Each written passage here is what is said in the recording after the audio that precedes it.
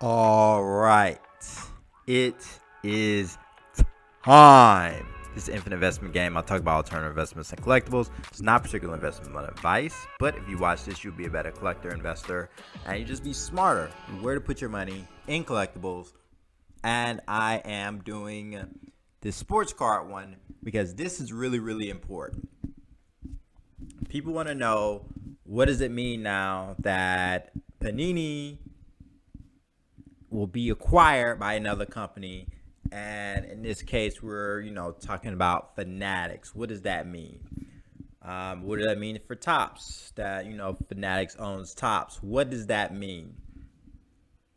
It depends on who you ask. But before we go into that, please like, comment, and subscribe, and share this with as many people as possible so we can defeat the YouTube algorithm. And also, I will be taking a break at some point. Probably start of the year. It may be 4 months. I have the qualification exams for my graduates program. So a lot of reading papers, a lot of stuff going on. And then working on some experiments.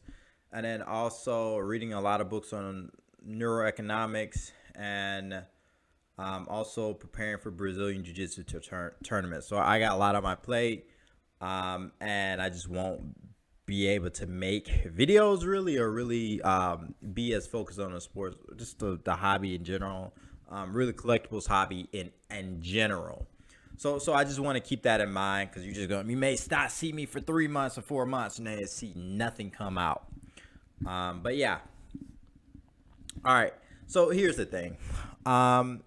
There's some pros and cons.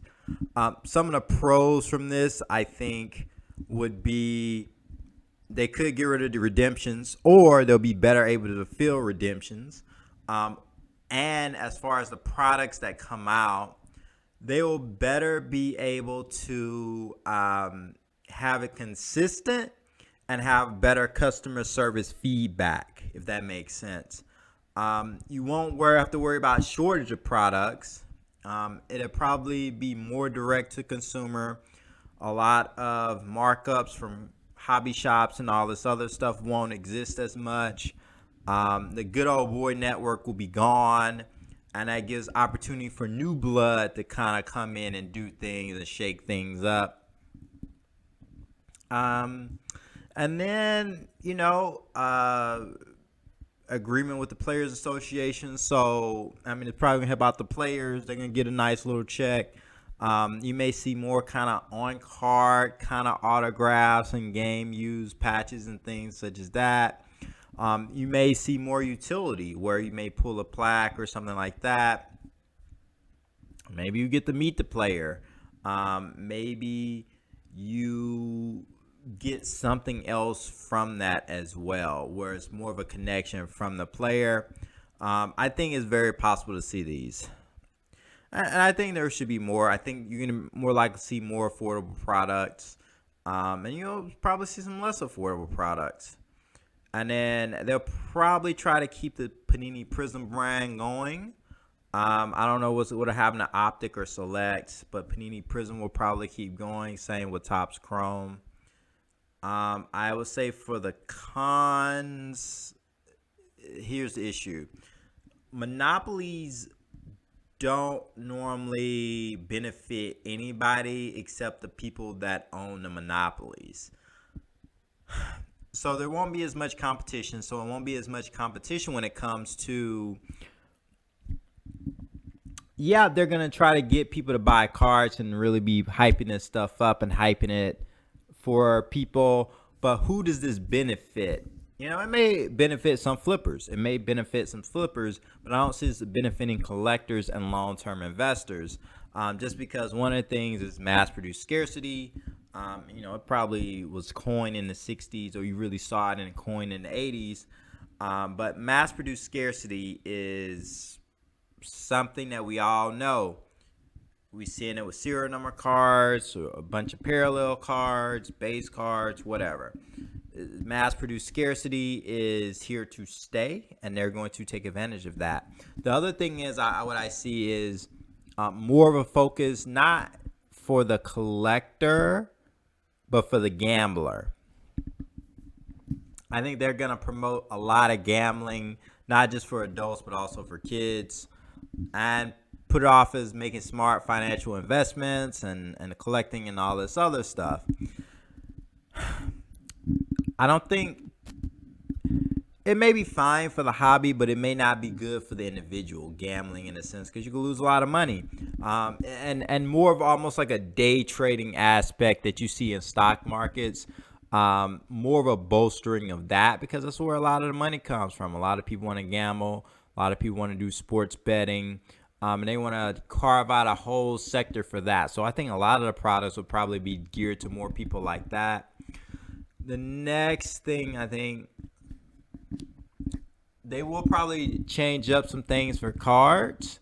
Some collectors will be happy, but I think a lot of them will be unhappy, just because you're going to have a deviation from the norm and what they're used to. And they're not going to like that. And also with the mass-produced scarcity, I think people will eventually figure out, like, yo, y'all are printing too much cards. Yeah, there's high demand, but you're doing too much. And I think they'll pull back, and a lot of collectors and some investors will leave. And then you're going to have the slow process then of cards that they're going to actually try to make cards that people would organically want, not trying to invest, to collect, and make that more of their focus. I think over time you'll see another build up for more people trying to get in, and then you're gonna see probably a new tier kind of card, and they'll experiment with things they haven't done before that will probably benefit the hobby in the long run. And that's how I see things going. So I do think it's going to be good, but I think a lot of people especially people who are gamblers, I think also the thing is, it's going to help the companies, but not really the secondary market. They're going to try to influence the secondary market, which I think is a bad idea. I think most people are going to get hurt in the long run. And they're going to try to do things that won't really help the collector or the investor, just because they have a bottom line, they got money they're trying to make, trying to put their kids to school and all that other stuff. And the secondary market, they'll do things to try to pump it up and get people to put money in and things like that. But the truth of the matter is, those people won't really win out long term. And I do still think a lot of people are going to lose money. And you're going to probably have some issues. You'll have probably a quality of cards, but there won't be much competition. So it may be one of those things where they're like, hey, this is what we made, take it or leave it. And there's not much you can really do about it because they're over the major sports. And, other stuff like distribution and things will be smooth. But I think a lot of people won't be investing as much in the card market. So yeah, that's pretty much my 2 cents. So overall, the market will still move along, but I think a lot of these people who are investing in cards and thinking, they can make a career out of this, will be mistaken, or they will make substantial side income will be mistaken.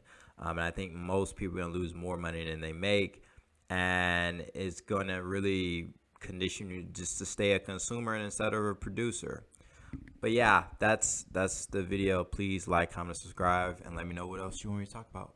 Peace.